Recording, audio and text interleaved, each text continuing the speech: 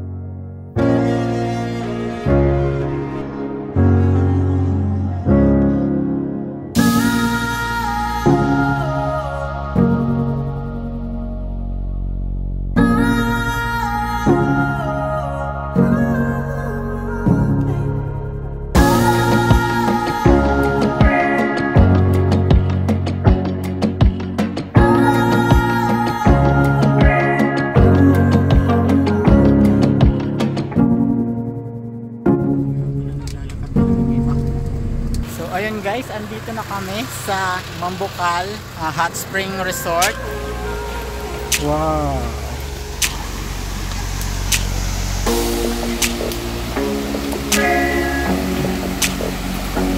Wow! So yung guys, ang ganda pala dito. Ayan, naninilaw na yung mga bato dahil sa sulfur.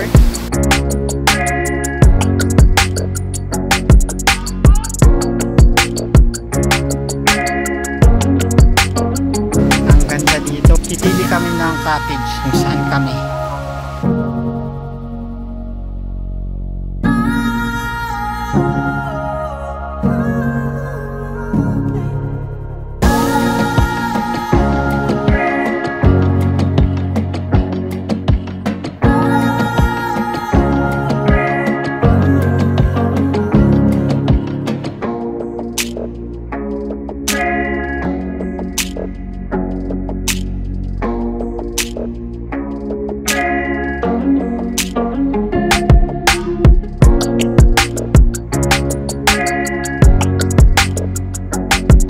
Guys, yun na, andito na kami, naliligo na at ang batang to ay nag-i-enjoy na sa tubig. Yay!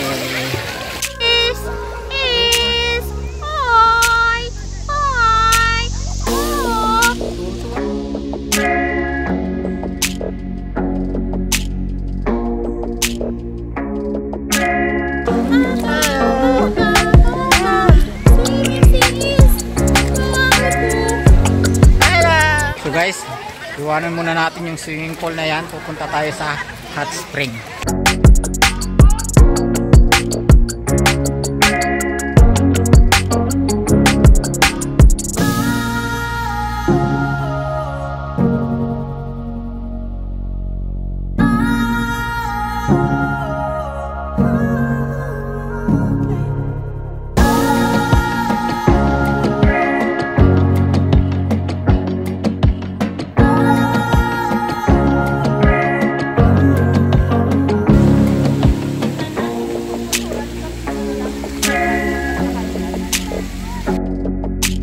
Guys, try natin yung hot spring nila.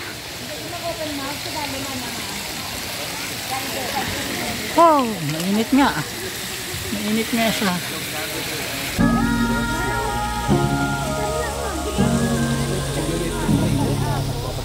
Muna susunog na yung bato guys sa sobrang init. Umiitim na. Ano yan, lumot?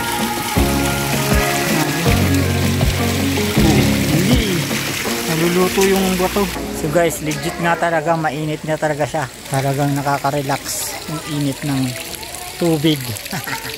Yan. Lublub-lublub. Sana wag malublub ang aking camera, cellphone. Mainit nga talaga siya guys. Sulit. So kailangan daw 10 minutes ka lang nakababa dito. Pag sumubra, ewan ko kung anong mangyayari.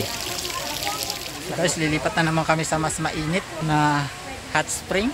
Japanese Ipuro daw mas mas mainit daw dito. Subukan natin guys kung mainit ba talaga. Mas mainit daw dito. Kaya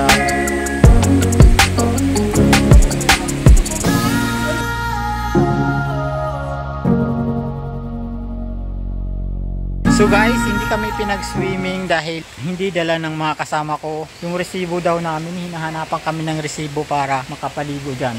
Pero pag wala kang resibo, may additional na bayad kung gusto mo talagang mag-swim.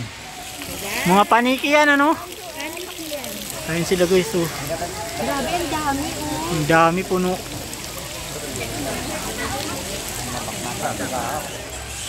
Lumilipad ang mga paniki. Na paniki sa umaga. Malalaki yan guys. Kasing laki ng agila.